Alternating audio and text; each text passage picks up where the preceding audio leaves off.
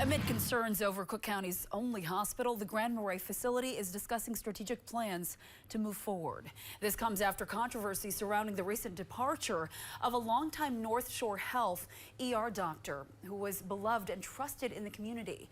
This week, the North Shore Health Board of Directors and Administration discussed exploring third-party consultants for a broad review of facility practices. Those reviews include evaluating operations, financials, staff structure, and facility culture.